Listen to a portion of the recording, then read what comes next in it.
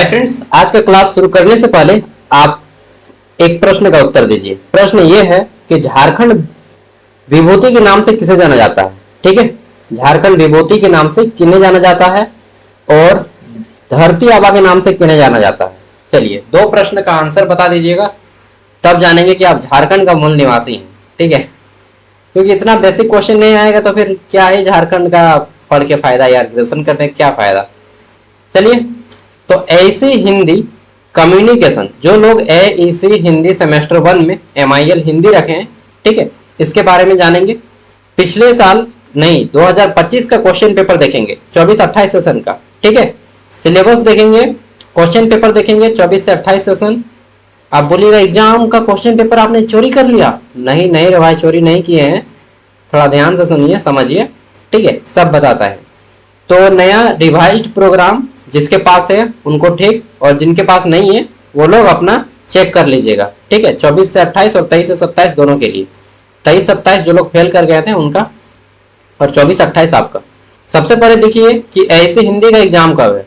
तो AEC paper Hindi, ठीक है, और इंग्लिश, हिंदी और इंग्लिश, हालांकि आपका एग्जाम 6 अक्टूबर को होगा।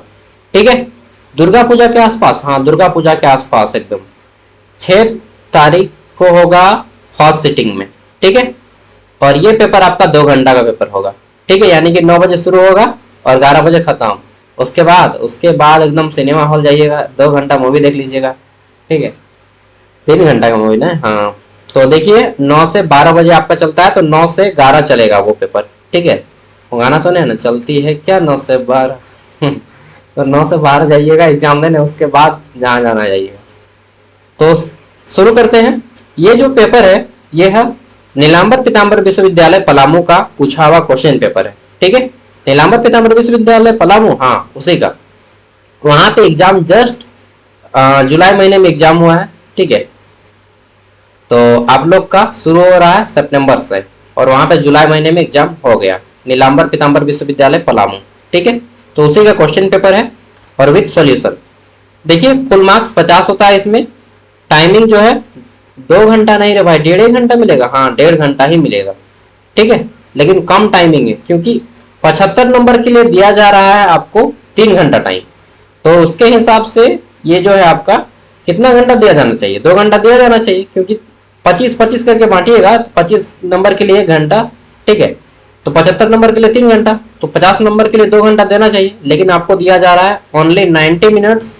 ठीक है, केवल और केवल 1.5 घंटा, इसीलिए इस पेपर में थोड़ा जल्दी लिखना होगा। और 9 बजे जाइएगा, 10:30 बजे छुट्टी, लास्ट पेपर। ठीक है, तो पास मार्क्स 50 में अगर आप 20 नंबर लाएंगे तो आप इसमें पास हो जाएंगे। ठीक है, चलिए, और यह पेपर बहुत आसान पेपर है। चलिए जानते हैं, पहले क्वेश्चन देखते हैं, उसके बाद सॉल्यूशन। ठीक है, लेकिन क्वेश्चन को देखने से पहले हम एक बार सिलेबस को देखेंगे। ठीक है, तो चलिए सिलेबस को देखा लिया जाए। और 6 तारीख को है ना, 6 अक्टूबर को, तो आज के बाद वीडियो जो है एक के बाद अक्टूबर महीने में आएगा। ठीक है, क्योंकि बाकी सब पेपर में कराऊंगा, अभी बस दिखा दे रहा हूं एक बार ओवरव्यू। ऐप पे सारा कुछ अपलोड है, ऐप पे लगभग 5-6 को वीडियो अपलोड होगा एईसी पेपर हिंदी का। ठीक है, और नोट्स भी, ये नोट्स भी। हालांकि जो लोग वीडियो देख रहे हैं देख लीजिए, पूरा वीडियो को देखिए। जब भी मेरे साथ क्लास करते हैं तो कोशिश कीजिएगा कि आप सोच लीजिए कि क्लास में बैठे हैं, प्रोफेसर का लेक्चर हो रहा है और प्रोफेसर मेरा दोस्त है, यानी कि मैं। ठीक है, चलिए मान के चलिएगा यार, नहीं हूँ प्रोफेसर, अभी बन जाऊंगा। तो यहाँ पे कितने नंबर का एग्जाम होता है, 50 नंबर का। टाइमिंग कितना मिलेगा, 1.5 घंटा टाइमिंग मिलेगा, 2 घंटा नहीं मिलेगा। ठीक है, पढ़ना क्या है, तो पढ़ना है आपको बापू।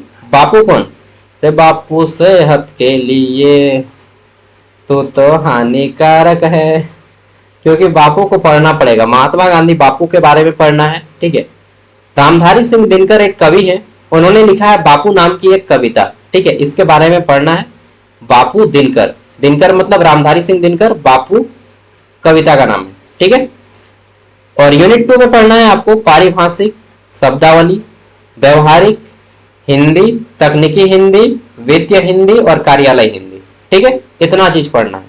क्यों पढ़ना है भाई, ये भी तो क्वेश्चन है कि क्यों पढ़ना है। तो देखिए यहाँ पे बोला गया है आधुनिक भारतीय भाषा एवं स्वरूप विकास क्रम से अवगत हो पाएंगे आप, इसीलिए, ताकि आपको नया नया भाषा जो हमारा है वो जान पाइएगा। आधुनिक भारतीय भाषा के संदर्भ में बापू कविता का अध्ययन करेंगे आप लोग, ठीक है, कि बापू महात्मा गांधी किस तरह से भारत के स्वतंत्रता संग्राम में योगदान दिए। पारिभाषिक शब्दावली और उसके स्वरूप की जानकारी का परिचय प्राप्त कीजिएगा, ठीक है। इसके अलावा क्या कीजिएगा, तो व्यवहारिक हिंदी से जानकार हो जाएंगे, वित्तीय हिंदी, ठीक है, और तकनीकी हिंदी का प्रयोग करना सीख जाएंगे इसके पढ़ने के बाद, ठीक है। चलिए, तो ये है मुख्य उद्देश्य। सिलेबस देख लिया आपने। बापू से आएगा आपका 25 नंबर का, ये जो बापू कविता है इससे आएगा आपका 25 नंबर का, और यूनिट 2 से आएगा 25 नंबर का, ठीक है। व्यवहारिक हिंदी, वित्तीय हिंदी और कार्यालय हिंदी, इन सभी से समझ गए। चलिए, अब हम आपको क्वेश्चन पेपर दिखाते हैं, ठीक है। पापा मेरी जान, कौन सा मूवी का है? टर्निंग, हाँ एनिमल ना, गजब है। आगे देख लेते हैं। तो यहाँ पे हमारा पेपर जो है किस तरह से शुरू हो रहा है, देखिए। सबसे पहले बोला जा रहा है कि परीक्षार्थी यथासंभव अपने ही शब्दों में उत्तर दें। यह हर चीज में बोला जाता है कि किताबी भाषा का कम से कम प्रयोग करो, अपने भाषा में उत्तर दो। 10 मार्क्स वाले 3 प्रश्न आएंगे। सबसे पहले क्वेश्चन नंबर 1 जो है आपका 10 मार्क्स का है, ठीक है। बोला गया है किन्हीं निम्नलिखित में से किन्हीं 3 प्रश्नों के उत्तर दें। टोटल 5 क्वेश्चन 10 मार्क्स वाला। आधुनिक भारतीय भाषाओं का परिचय स्पष्ट करें। बापू शीर्षक कविता का प्रतिपाद स्पष्ट करें, ठीक है। घ नंबर में पूछा गया है पारिभाषिक शब्दावली की विशेषता बतलाएं। घ नंबर में है वित्तीय हिंदी और तकनीकी हिंदी में अंतर बताइए। और 5वां प्रश्न है व्यवहारिक और कार्यालय हिंदी को सोदाहरण सहित लिखे। जब भी सोदाहरण मतलब उदाहरण सहित, ठीक है। अभी सब का आंसर भी करेंगे हम लोग। क्वेश्चन नंबर 2 देखिए यहाँ पे आपका, तो क्वेश्चन नंबर 1 30 मार्क्स हो गया क्योंकि 10 मार्क्स वाले 3 प्रश्न यानी कि 30 नंबर। क्वेश्चन नंबर 2 जो है 10 नंबर का है, जिसमें 5 मार्क्स वाले किन्हीं 2 प्रश्नों के आंसर करने हैं, ठीक है। निम्नलिखित में से किन्हीं 2 का उत्तर दें। चलिए, यहाँ पे 2 का उत्तर देना है। 4 को क्वेश्चन है, 4 को में किसी 2 को बताना है। पारिभाषिक शब्दावली का प्रयोग किन क्षेत्रों में होता है ये बता सकते हैं, या फिर कार्यालय हिंदी के प्रमुख कार्य कितने हैं ये बताइए। तकनीकी हिंदी की विशेषता बताइए, या फिर पारिभाषिक शब्द सामान्य शब्दों से किस प्रकार अलग है ये बताइए, ठीक है। अब आता है आपका क्वेश्चन नंबर 3, और इसमें क्या पूछा गया है 2 into 5 यानी कि 2 मार्क्स वाले 5 क्वेश्चन, किन्हीं 5 प्रश्नों के उत्तर दें। पहला प्रश्न है वित्तीय हिंदी का तात्पर्य क्या है। आधुनिक भारतीय भाषाओं का विकास कैसे हुआ। आधुनिक भारतीय भाषाएं कितनी है, ठीक है। घ नंबर में है पारिभाषिक शब्दावली किसे कहते हैं, और अंग नंबर में है कार्यालय हिंदी के विराम चिन्हों का प्रयोग कैसे किया जाता है। टोटल 7 क्वेश्चन है जिसमें से किसी 5 का आंसर करना होता है, ठीक है। व्यवहारिक हिंदी का शुद्ध रूप क्या है। संसार पूछता है जिन्हें तिलक रोटी फूलों के हारों से किस कविता का पंक्ति है। तो चलिए अब हम लोग इसका सॉल्यूशन देखते हैं, ठीक है। सबसे पहले हम लोग 2 मार्क्स वाले क्वेश्चन का आंसर करेंगे क्योंकि छोटे छोटे क्वेश्चन है और छोटे से शुरू करना चाहिए, धीरे धीरे जा लेंगे। अरे भाई कहाँ आ गए। अच्छा, ये ऐप है, ऐप को जो लोग इंस्टॉल नहीं किए इंस्टॉल कर लीजिएगा। इंस्टॉल फ्री में होता है, बहुत सारा फ्री में भी कंटेंट, ठीक है। 60 रुपये प्राइस है। और आपको कोर्स लेना है रांची यूनिवर्सिटी का, ये सब कोर्स नहीं लेना है, ये वीडियो देखना है। आपको कोर्स लेना है रांची यूनिवर्सिटी वाला, यहाँ पे आइएगा ऑल कोर्सेस में, और यहाँ से आप रांची यूनिवर्सिटी का कोर्स ले लीजिएगा, ठीक है। ये ऐप का लोगो है, प्ले स्टोर में भी मिल जाएगा और वीडियो के डिस्क्रिप्शन में भी मिल जाएगा लिंक। चलिए, तो 2 मार्क्स वाले 5 प्रश्न। पहला प्रश्न क्या है, इसको रेड कर सकी हैं। वित्तीय हिंदी का क्या तात्पर्य। वित्तीय नाम सुनने से ही लगता है ना कि धन, हाँ धन, हार धन, समझे। तो वित्तीय हिंदी मतलब धन, धन दौलत। जिस हिंदी का प्रयोग धन दौलत कामकाज में किया जाता है, ठीक है, वित्त के लेन देन में किया जाता है, उसको वित्तीय हिंदी बोलते हैं। वित्तीय हिंदी से आशय बैंकिंग, ठीक है, लेखांकन और व्यापारिक गतिविधियों से संबंधित हिंदी भाषा का है। समझ गए। अब आप आसानी से कैसे लिखिएगा कि ऐसा हिंदी जिसका प्रयोग बैंक में किया जाता हो, ठीक है, लेखांकन में किया जाता हो। लेखांकन मतलब खाता, ठीक है, आय व्यय हम लोग बोलते हैं ना, हाँ यही सब में जो प्रयोग किया जाता है उसे वित्तीय हिंदी कहा जाता है। जिस हिंदी का प्रयोग बैंक में, लेखांकन में और व्यापारिक कामकाज में प्रयोग किया जाता है उसे ही हम लोग वित्तीय हिंदी कहते हैं। जैसे 1-2 शब्द आपने लिखा आय, ये कैसा हिंदी है, वित्तीय हिंदी। व्यय, ठीक है, ये कैसा हिंदी है, वित्तीय हिंदी। ब्याज हम लोग बोलते हैं ना कि सूद ले वो 5% ब्याज, इंटरेस्ट, ठीक है। उसके बाद और बहुत सारा होता है, ठीक है। जैसे बोलते हैं दर, यानी कि रेट, कितना परसेंट का रेट से लीजिएगा, ठीक है। वार्षिक, वार्षिक मतलब एनुअली, ठीक है, एनुअली हम लोग चार्ज करते हैं। तिमाही चाहे 6 माही, ये सब जो प्रयोग होता है वित्त हिंदी के शब्द है, ठीक है। समझ गए कि ऐसा हिंदी जिसका प्रयोग बैंकिंग में, लेखांकन में या व्यापारिक कामकाज में किया जाता है उसे ही वित्तीय हिंदी कहते हैं। कुछ कुछ शब्द मैंने आपको बता दिए, ठीक है। अब आता है आधुनिक भारतीय भाषाओं का विकास कैसे हुआ। तो देखिए, संस्कृत सबसे प्राचीन भाषा है, आपको मालूम है। फिर प्राचीन के बाद संस्कृत भाषा हुआ, फिर संस्कृत के बाद प्राकृत भाषा आया, प्राकृत के बाद फिर अपभ्रंश से विकसित होकर आधुनिक भारतीय भाषाएं बनी, ठीक है। ये लिखिएगा, अपभ्रंश मतलब परिवर्तन होके, ठीक है। बाद में परिवर्तन होके, सबसे पहले संस्कृत, फिर प्राकृत, फिर बाद में परिवर्तन होके, आप ये भी लिख सकते हैं अपभ्रंश के जगह में कि बाद में परिवर्तन होके आधुनिक भारतीय भाषाएं बनी। जैसे लिख दीजिएगा हिंदी, क्या लिखिएगा, हिंदी, बस इतना ही लिखना है, आपका काम खत्म। 1 नंबर 2 नंबर मिल जाएगा, समझ गए ना। हाँ, ये 3 को हायरार्की बना दीजिएगा, संस्कृत, प्राकृत, हिंदी, ठीक है। ये लिख लीजिएगा, पहले आधुनिक भारतीय भाषाओं का विकास हुआ, परिवर्तन हुआ और फिर जाके हिंदी बना हमारा आधुनिक भारतीय भाषा, ठीक है। ग नंबर है आधुनिक भारतीय भाषाएं कितनी है। तो देखिए, भारत के संविधान में 8वीं अनुसूची में 22 गो आधुनिक भारतीय भाषा चुना गया है। संविधान की 8वीं अनुसूची में 22 आधुनिक भारतीय भाषाएं मान्यता प्राप्त हैं, जैसे गुजराती, ठीक है, पंजाबी और तमिल, तेलुगु, कन्नड़, मलयालम, ठीक है, हिंदी, और कौन सा है, झारखंड से लिया गया है संथाली। क्या लिया गया है, संथाली भी 22 भाषाओं में से एक है। झारखंड से संथाली भाषा को लिया गया है। और अब क्या है कि पंजाब एंड सिंध बैंक ने एक वैकेंसी निकाला जिसमें लिख दिया है कि झारखंड से 35 को वैकेंसी है कि केवल उसी व्यक्ति को लिया जाएगा जो संथाली बोलने सकता हो, ठीक है। मतलब संथाली कंपलसरी है उस वैकेंसी के लिए। संथाली को 2003 में लिया गया था, ये 22 भाषाओं में से, ठीक है। तो इस तरह से भाषाएं हैं। मराठी हो गया, बहुत सारा भाषा है यार, याद नहीं है मुझे उतना। चलिए, तो पूछे कि आधुनिक भारतीय भाषाएं कितनी है, 22 भाषाएं। कौन सी अनुसूची में रखा गया है, 8वीं अनुसूची, संविधान की 8वीं अनुसूची में रखा गया है, ठीक है। नेक्स्ट है हमारा पारिभाषिक शब्दावली किसे कहते हैं। तो पारिभाषिक शब्दावली, देखिए कुछ कुछ वर्ड होता है ना जिसको हम लोग एक शब्द तो बोल देते हैं लेकिन उसके पीछे फिर पूरा का पूरा एक परिभाषा होता है। जैसे हमने बोल दिया, क्या बोला, कोशिका। हमने कोशिका बोला तो कोशिका की आपने परिभाषा पढ़ी होगी क्लास में, कोशिका। ये पारिभाषिक शब्दावली है, ऐसा शब्द है जिसको आपको परिभाषा करना पड़ेगा। सेल इंग्लिश में बोलते हैं ना। कोशिका किसे कहते हैं, तो मनुष्य की वह सूक्ष्मतम इकाई जो मनुष्य के सबसे सूक्ष्मतम क्रियात्मक और रचनात्मक इकाई को कोशिका कहते हैं, ठीक है। जैसे हमने बोल दिया गुरुत्वाकर्षण, तो ये सब वो वर्ड तो छोटा छोटा सा है, एक शब्द का है, लेकिन ये अपने आप में एक परिभाषा रखती है ना। जैसे हमने बोल दिया संज्ञा, संज्ञा हमने बोल दिया, आपने समझ लिया कि व्याकरण का एक चैप्टर है, अब इसका अपना एक परिभाषा है, ठीक है। तो किसी विशेष विद्या या विज्ञान में प्रयुक्त विशेष शब्दावली को पारिभाषिक शब्दावली कहते हैं। क्या लिखिएगा, किसी विशेष विद्या या विज्ञान में प्रयुक्त होने वाली शब्दावली को पारिभाषिक शब्दावली कहते हैं। उदाहरण में दे दीजिएगा कोशिका, गुरुत्वाकर्षण, संज्ञा, और क्या दे दीजिएगा, ठीक है। ऐसा लोकतंत्र, लोकतंत्र भी एक परिभाषा रखता है अपने आप में। लोकतंत्र बोल दिया, आप बोल सकते हैं कि लोकतंत्र को परिभाषित करें, चाहे लोकतंत्र की परिभाषा को लिखें, ठीक है। इसी तरह से साइंस का भी एग्जाम्पल दिए, सब का भी दिए, ठीक है। अर्थशास्त्र, ठीक है। तो इतने जितने वर्ड हैं जो अपने आप में परिभाषा होता है जिनका एक, ये सभी पारिभाषिक शब्दावली है, ठीक है। इस वर्ड को आपको याद करना होगा, लिख लीजिएगा कि किसी विशेष विद्या या विज्ञान में प्रयुक्त होने वाले शब्द को पारिभाषिक शब्दावली कहते हैं। किसी विशेष विद्या या विज्ञान, दो को वर्ड याद रखना है, विशेष विद्या या विज्ञान, ठीक है।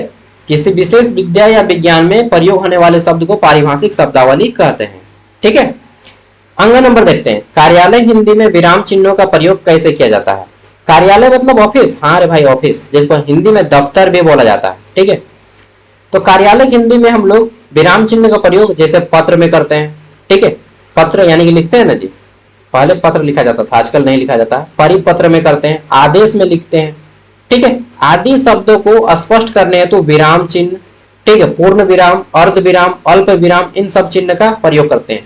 पूर्ण विराम हम लोग इस तरह से लिखाते हैं, फुल स्टॉप, ठीक है। और क्या लगाते हैं, अर्ध विराम, अर्ध विराम कोमा, ठीक है।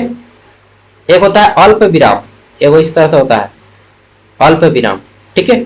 एक होता है प्रश्नवाचक संख्या, ये प्रश्नवाचक चिन्ह, ठीक है। एक होता है विस्मयादि बोधक चिन्ह, जिसको एक्सलेशन मार्क बोलते हैं, इस तरह से, ठीक है। जैसे हाय अल्लाह हम लोग बोलते हैं ना, हाय राम, ठीक है। तो ये सब विस्मयादि बोधक चिन्ह में लगाया जाता है, ठीक है।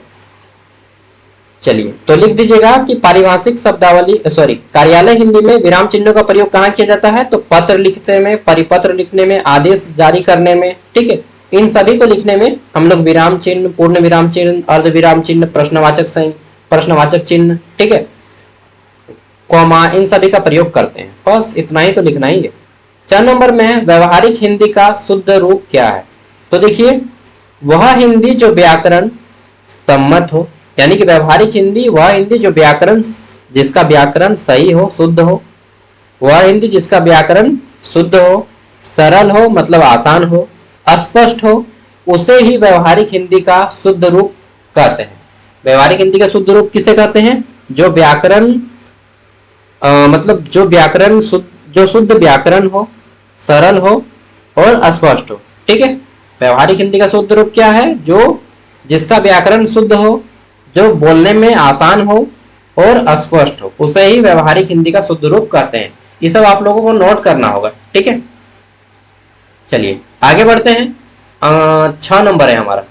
इसमें क्या पूछा गया है, संसार पूछता है जिन्हें तिलक रोटी फूल, फूलों के हार से कवि, इसका ये जो कविता है, आपको एक ही कविता पढ़ना है। कोई भी पंक्ति पूछे कि यह किस कविता का पंक्ति है, तो आपको बापू का ही नाम लेना है, ठीक है। बापू महात्मा गांधी का ही नाम है बापू, ठीक है, आप सबको मालूम है बापू। आपको मालूम है महात्मा गांधी के बारे में कि जब भारत में नमक सत्याग्रह चल रहा था 1930 में, ठीक है, दांडी यात्रा का आपने नाम सुना होगा। उस टाइम पे महात्मा गांधी जब नमक पर टैक्स लगा था, नमक पर टैक्स लगा था 1930 में, ठीक है, ये सब आप लिख सकते हैं यहाँ पर भी। उस टाइम पे नमक पर टैक्स लग गया। महात्मा गांधी ने तब तक नमक नहीं खाया था जब तक उन्होंने खुद से नमक नहीं बनाया, ठीक है। यानी कि जितना दिन तक नमक कानून का टैक्स रहा तब तक महात्मा गांधी नून नहीं खाया, नहीं, बिना नमक का भात रोटी खाते थे, बिना नमक का। तो क्या लगता है, इससे ही महात्मा नहीं बन गया है भाई। महात्मा गांधी का जीवन जीना आसान बात नहीं है, ठीक है। बिना नमक का खा जाता था आदमी यार, जीवन में कभी मीट मांस नहीं खाया, ठीक है, पूरी तरह से वेजिटेरियन, ठीक है। चलिए, गाली का प्रयोग नहीं करते थे, गजब आदमी था। एक झाप मारो तुम दूसरा हार देगा। आज का आदमी बोलेगा भड़का दे, एक झाप देंगे, ठीक है, अभी एक मारेगा ना, अभी 2 मारेगा। चलिए, तो महात्मा गांधी है। अब हम लोग 10 मार्क्स वालों को शुरू करते हैं, उसके बाद 5 मार्क्स वालों का करेंगे, ठीक है। धीरे धीरे, कभी इधर कभी उधर।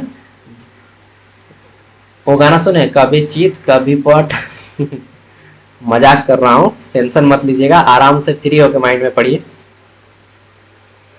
तो पहला प्रश्न है, आधुनिक भारतीय भाषाओं का परिचय स्पष्ट करें, ठीक है।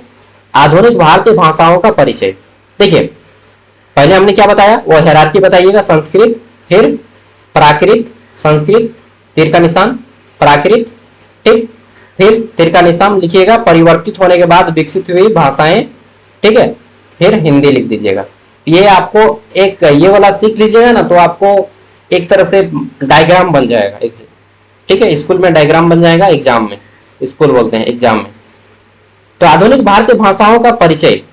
आधुनिक भारतीय भाषाएं वे भाषाएं हैं जो प्राचीन संस्कृत, ठीक है, प्राकृत और अपभ्रंश से विकसित होकर आज बोलचाल व लेखन में प्रयुक्त होती है, ठीक है। यानी कि संस्कृत भाषा से फिर परिवर्तन हुआ प्राकृत भाषा में, प्राकृत भाषा में फिर परिवर्तन हुआ अपभ्रंश में, और अपभ्रंश में विकसित हो गए थे कौन सी भाषाएं, तो हिंदी, ठीक है।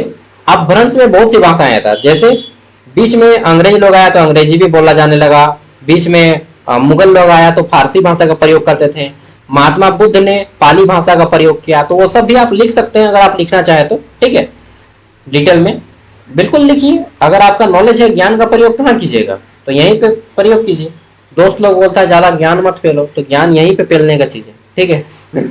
सॉरी मैं ऐसा वर्ड का प्रयोग कर रहा हूँ ताकि आपके माइंड में खप जाए, याद रह जाए कि एग्जाम में बोला था ये, ठीक है। इन भाषाओं की जड़ें भारतीय उपमहाद्वीप की सांस्कृतिक, धार्मिक, सामाजिक परंपराओं में गहराई से जुड़ी हुई है, ठीक है। कौन सी भाषाएं?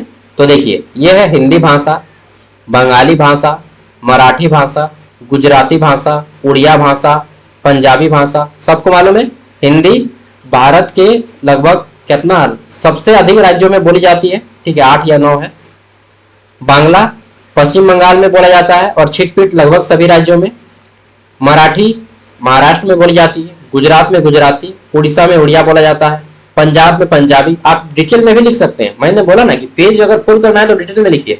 कर्नाटक में कन्नड़ बोला जाता है, तमिलनाडु में तमिल बोला जाता है, तेलुगु आंध्र प्रदेश में बोला जाता है, मलयालम केरल में बोला जाता है, आदि आदि आदि लिख दीजिएगा। आधुनिक भारतीय भाषाओं के रूप में मान्यता है। कुल भारतीय भाषाओं की संख्या कितनी है? 22। इतना तो याद हो गया होगा यार। देखिए प्रश्न ये नहीं है कि कितना याद किया जा सकता है, प्रश्न ये है कि कितना भुलाया जा सकता है। तुम भुला के दिखाओ, 100% कभी नहीं भूल पाओगे, ठीक है, कभी भी 100% नहीं भूल पाओगे, कुछ ना कुछ चीजें याद रह ही जाएंगी, ठीक है। तो आराम से पढ़ो, कुछ ना कुछ तो याद ही रहेगा। याद करने की कोशिश मत करो, ऑटोमेटिकली याद रह जाएगा, ठीक है। उसी तरह से एक वर्ड है कि सही प्रश्न ये नहीं है कि मैं सच्चा दोस्त किसका हूं, सही प्रश्न ये है कि क्या आप किसी के सच्चे दोस्त हैं, ठीक है। ये मत सोचिए कि मेरा सच्चा दोस्त कौन है, वास्तव में ये प्रश्न है कि क्या आप किसी के सच्चे दोस्त हैं। चलिए अब अधिकतर लड़का लोग लड़की के बारे में सोचेगा, लड़की लोग लड़का के बारे में सोचेगा, गलत इंटेंशन रखने वाला है तुम लोग। इन भाषाओं का विकास मुख्यतः क्षेत्रीयता यानी कि किसी विशेष क्षेत्र में हुआ है, ठीक है, प्रत्येक राज्य में हुआ है यानी कि अपना क्षेत्र है। लोक भाषा की यानी कि प्रत्येक राज्य की अपनी एक भाषा है। प्रगति और साहित्य परंपरा और समाज की आवश्यकताओं से पूरा हुआ है, ठीक है। आधुनिक भारतीय भाषाएं न केवल संप्रेषण का साधन है, मतलब न केवल बोलचाल की भाषा है, बल्कि इसमें सांस्कृतिक धरोहर है, ठीक है। राष्ट्रीय एकता की भावना को सुदृढ़ करने में भी सहायक है ये भाषाएं, ठीक है, कि हमारे देश की एकता को रखती हैं। हम लोग हर राज्य में अलग अलग भाषा बोलते हैं, वो अलग मैटर है, लेकिन जब बोलता है हम लोग के देश के बारे में कोई, तो हम कोई सब कोई एक हो जाते हैं ना जी। बापू शीर्षक कविता का प्रतिपाद, 1 मिनट मुझे लगता है, चलिए अब हमारा दूसरा प्रश्न है, क्या है? बापू शीर्षक कविता का प्रतिपाद स्पष्ट करें। ये कुछ भी पूछे कि बापू शीर्षक कविता का सारांश स्पष्ट करें, प्रतिपाद स्पष्ट करें, या बापू शीर्षक कविता का मूल भाव क्या है, या बापू शीर्षक कविता से क्या सीख मिलता है, क्यों रखा गया, कुछ भी पूछे यार, फलना ढिमका कुछ भी पूछे, आपको आंसर करना है, ठीक है। एक ही चीज कि बापू शीर्षक कविता महात्मा गांधी के व्यक्तित्व और विचारों पर आधारित है।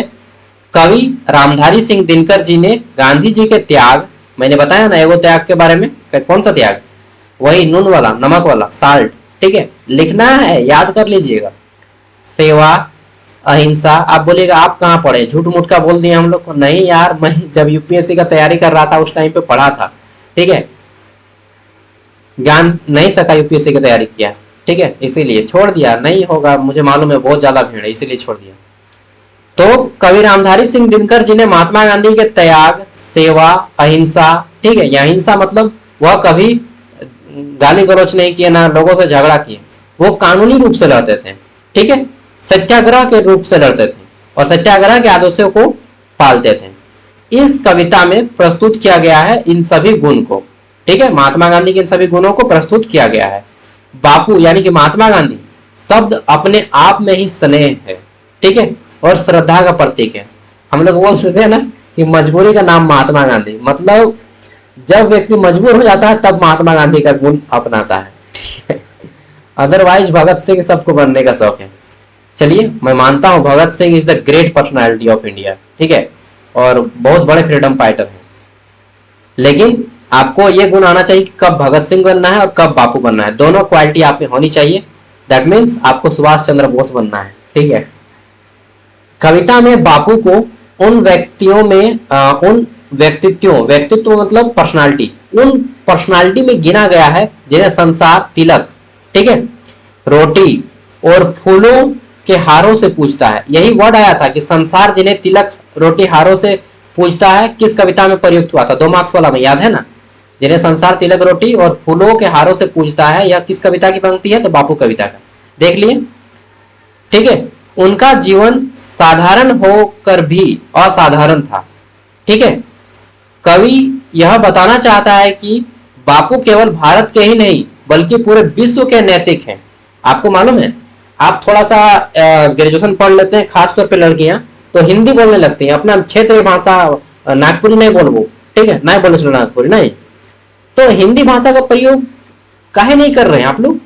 थोड़ा सा शहर गए ना, थोड़ा सा पढ़ लिए ना क्या, एमए कर लिए ना क्या, ठीक है, थोड़ा सा मान लीजिए किसी ने एमए कर लिया तो वो हिंदी भाषा को भूल जाएगा, मतलब सॉरी अपना क्षेत्रीय भाषा का भूल जाएगा, केवल हिंदी और इंग्लिश में बात करेगा, मुंडारी भूल जाएगा, कुड़ुक भूल जाएगा, हो भूल जाएगा, बांग्ला भूल जाएगा, नहीं कोठा भूल जाएगी।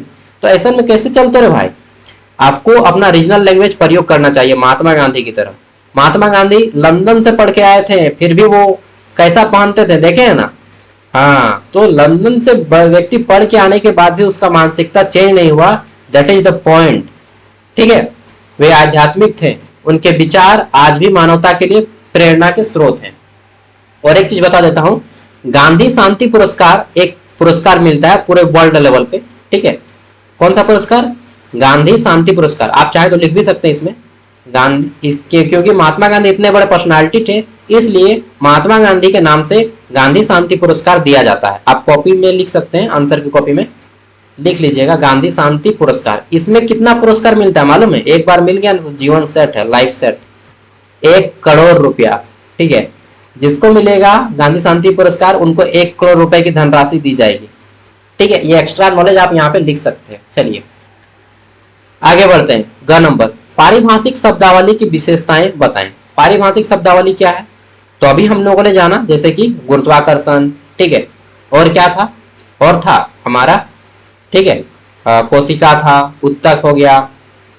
तो पारिभाषिक शब्दावली वे शब्द हैं जो किसी विशेष विद्या या विज्ञान या प्रौद्योगिकी या व्यवसाय, ठीक है, या किसी भी क्षेत्र में विशेष अर्थ में प्रयोग किया जाता है। आप लिखिएगा कि पारिभाषिक शब्दावली किसी विशेष विद्या, विज्ञान, प्रौद्योगिकी, व्यवसाय, राजनीति या किसी भी क्षेत्र में विशेष अर्थ के लिए प्रयोग किया जाता है, ठीक है, उसे ही पारिभाषिक शब्दावली कहते हैं। आप मेरा वर्ड पे ध्यान दीजिए कि पारिभाषिक शब्दावली ऐसा शब्द है जो किसी विशेष विद्या हो गया, विज्ञान हो गया, प्रौद्योगिकी हो गया, लोकतंत्र हो गया, राजनीति हो गया, अर्थशास्त्र हो गया, किसी भी क्षेत्र में प्रयोग किया जाता है उसे पारिभाषिक शब्दावली कहते हैं। उदाहरण लिख दीजिएगा, गुरुत्वाकर्षण, कोशिका, ठीक है, लोकतंत्र, ठीक है, ये सारे वर्ड है। वाणिज्य हो गया, आय हो गया, व्यय हो गया। चलिए अब आता है इनकी विशेषताएं क्या क्या है। मुख्य विशेषता पारिभाषिक शब्दावली की, तो इनका प्रयोग केवल विशेष संदर्भ में होता है, ठीक है। ये शब्द सटीकता और स्पष्टता प्रदान करते हैं, ठीक है। जैसे हमने बोल दिया संज्ञा, तो आपने समझ लिया कि संज्ञा यानी कि विज्ञान व्याकरण का एक चैप्टर है, और संज्ञा बोलने से नहीं होता है, इसमें का एक परिभाषा होता है कि किसी व्यक्ति, वस्तु, स्थान, नाम आदि के उनको संज्ञा कहते हैं, ठीक है। आपको याद आ गया। तो ये क्या है? ये भी एक पारिभाषिक शब्दावली है, ठीक है। किसी विशेष विद्या में प्रयोग हो रहा है ना जी, समझ गए? तो ये शब्द सटीकता और स्पष्टता प्रदान करते हैं। पहला देखा, इनका प्रयोग केवल विशेष संदर्भ में होता है, ठीक है। इनका प्रयोग सटीकता स्पष्ट करने में होता है। इनका अर्थ सामान्य शब्दों से अलग और विशेष होता है, ठीक है। अब अगर आपसे कोई पूछेगा कि आपका घर कहाँ है, तो आप थोड़ी ना बोलिएगा संज्ञा, ठीक है, ऐसा बोलिएगा फिर आप पागल घोषित हो जाएंगे। तब आप अपना जवाब दीजिएगा। तो संज्ञा आप कब बोलिएगा? जब आपसे कोई पूछेगा कि बताओ संज्ञा क्या है, तब आप इसकी परिभाषा देते हैं, ठीक है।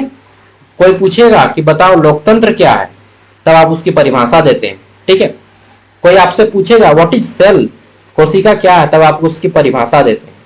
यानी कि यह सामान्य शब्दों से अलग और विशेष प्रयोग किया जाता है, ठीक है। इनसे किसी विषय की जटिलताओं को समझना सरल हो जाता है, ठीक है। जैसे हमने आपको बोल दिया, ठीक है, क्या बोल दिया हमने आपको? बोल दिया कोई भी एक वर्ड, ठीक है, जैसे एक वर्ड बोला मैंने, अलंकार। अब बोलिएगा ये क्या वर्ड है, मैंने नहीं समझा।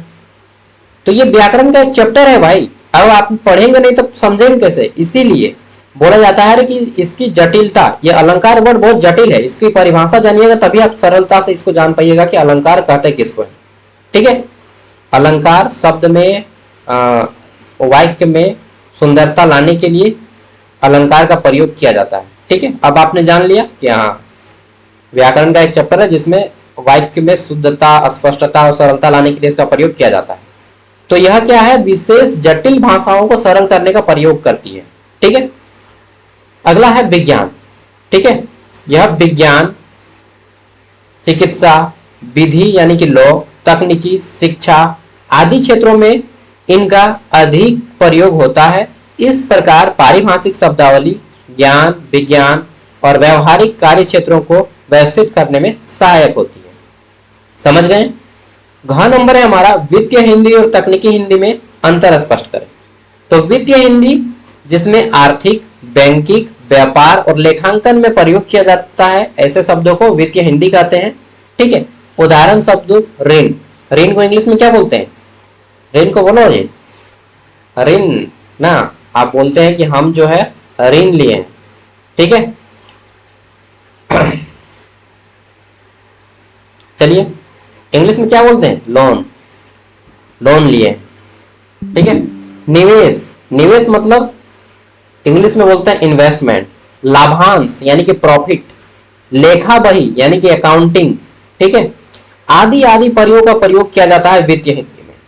वही तकनीकी हिंदी ये वर्ड है, तकनीकी हिंदी में कौन कौन से वर्ड प्रयोग किए जाते हैं? तो तकनीकी हिंदी में विज्ञान है, ठीक है, यानी कि साइंस, अभियांत्रिकी यानी कि इंजीनियरिंग, आधुनिक तकनीकी क्षेत्रों में प्रयोग होती है।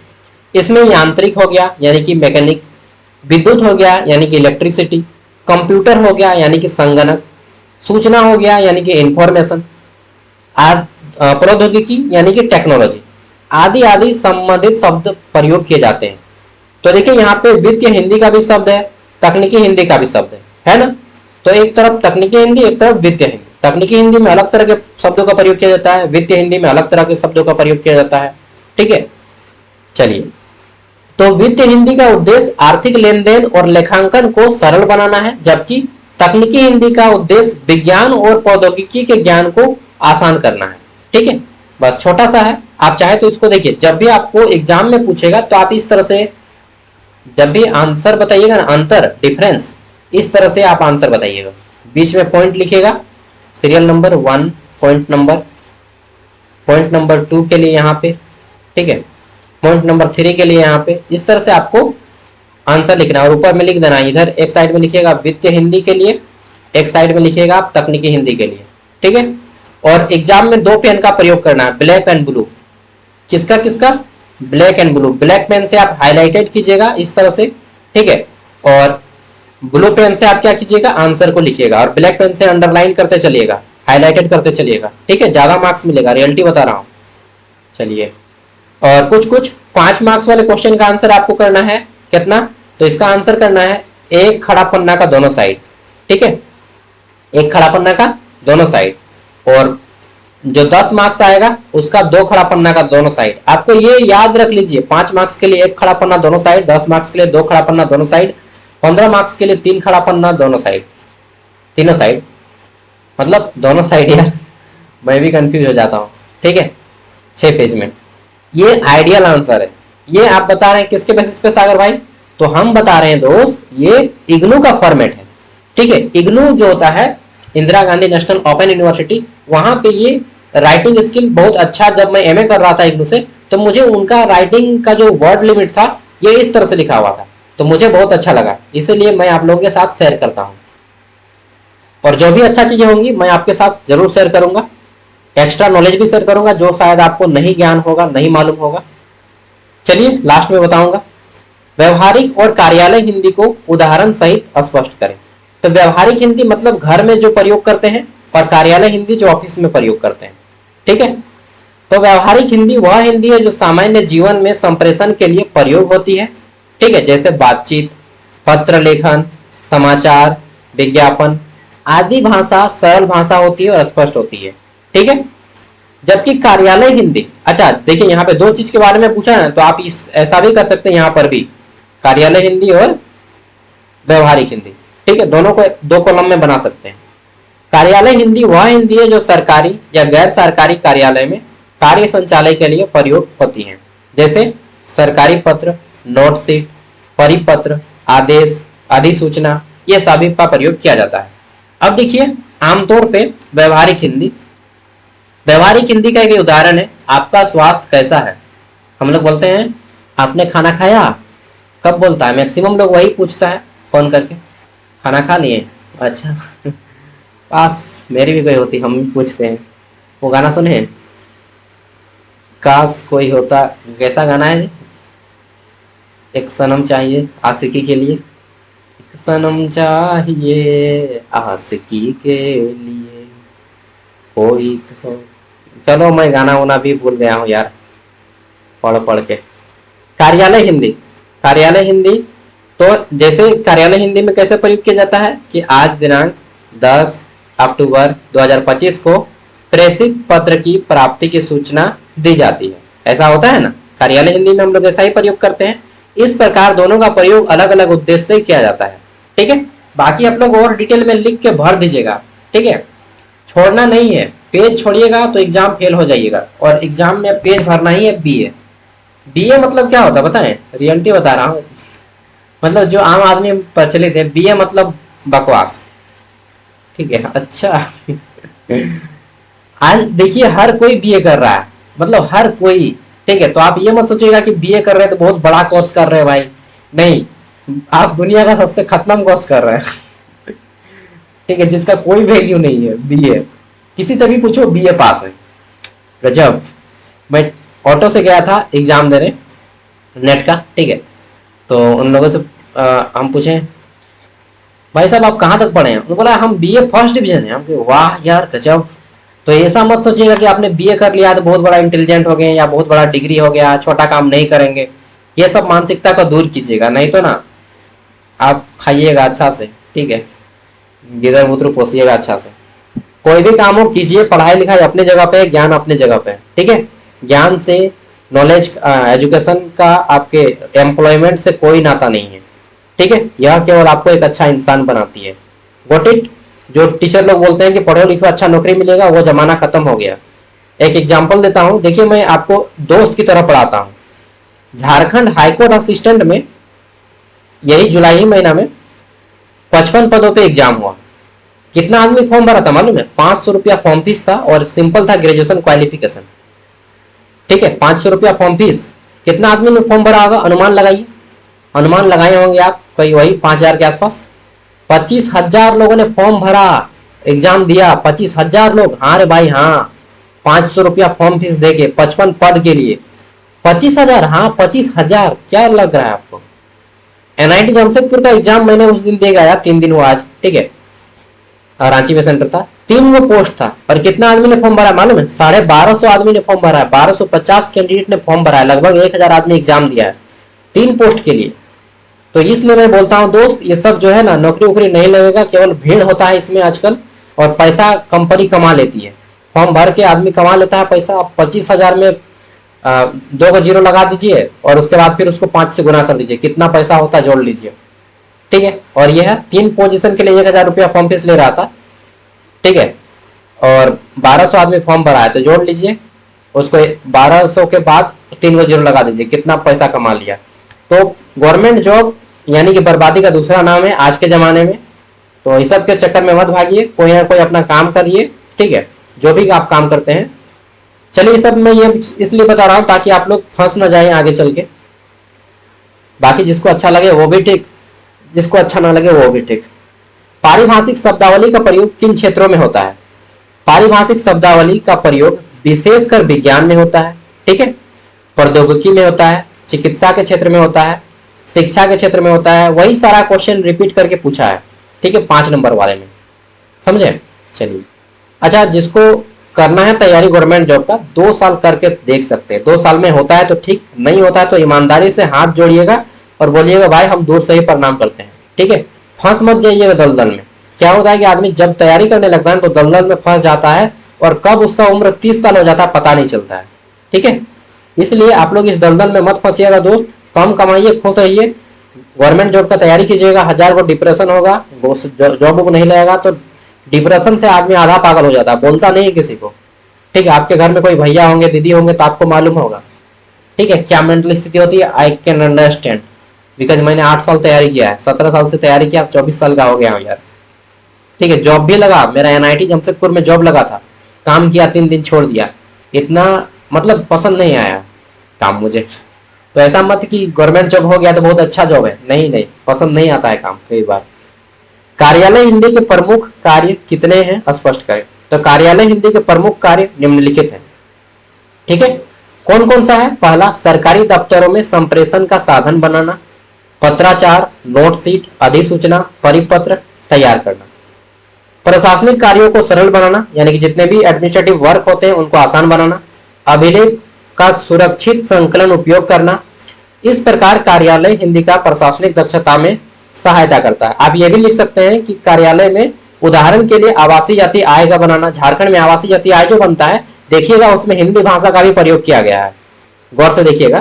ठीक है, और झारखंड में कुछ कुछ वैकेंसी भी नोटिफिकेशन आता है, लिख दीजिएगा कि विज्ञापन, जो सरकारी नौकरियों के जो विज्ञापन आते हैं वो भी नोटिफिकेशन हिंदी में आते हैं, तो वह भी आपका एक कार्यालय काम है। ये सब लिख सकते हैं आप, बिल्कुल लिख सकते हैं। ठीक है, वो प्रैक्टिकल लाइफ का और अच्छा एग्जाम्पल है, और बोला जाता है कि विद्यार्थी यथासंभव अपने ही शब्दों में उत्तर दें। ग नंबर है, तकनीकी हिंदी का विशेषताएं कहलाएं। तो हिंदी, तकनीकी हिंदी के प्रमुख विशेषताएं क्या है। इसमें विज्ञान प्रौद्योगिकी के शब्दों का प्रयोग होता है, भाषा छोटा होता है और सटीक होता है। ठीक है, जटिल विशेष, जैसे कि जो भी जटिल शब्द होते हैं उसको आसान बनाया जाता है, और आधुनिक विज्ञान को हिंदी में उपलब्ध कराती है। थक गए यार मैं बोलते बोलते। अगला है, पारिभाषिक शब्द सामान्य शब्दों से किस प्रकार अलग होते हैं। तो देखिए, सामान्य शब्द आम बोलचाल में प्रयोग होते हैं और उनका अर्थ जो है व्यापक होता है, जबकि पारिभाषिक शब्द विशेष। ये सब हम लोगों ने कर लिया, वही क्वेश्चन बार बार रिपीट हो रहा है। ठीक है, चलिए तो देख लिया पूरा का पूरा, आपको मिल जाएगा लिंक वीडियो के डिस्क्रिप्शन में, जो लोग नहीं किए कर लीजिएगा। और ये आपका ऐप 4 साल के लिए रहेगा, यानी कि पूरा सेमेस्टर 1 से 8 तक। कितना, 1 to 8, हाँ 8 सेमेस्टर के लिए मात्र 60 रुपया लिया जाएगा आपसे। ठीक है, सबसे पहले ऐप को ओपन कीजिएगा, तो आपका ये तो आएगा नहीं, सबसे पहले ऐप जैसे इंस्टॉल कीजिएगा तो आपके सामने ये वाला पेज आएगा। ठीक है, यहाँ पे आपको फुल नेम देना होगा, फोन नंबर देना होगा, क्रिएट एन अकाउंट पे क्लिक कीजिएगा, ओटीपी आएगा मोबाइल पे, और फिर आपका लॉगिन हो जाएगा।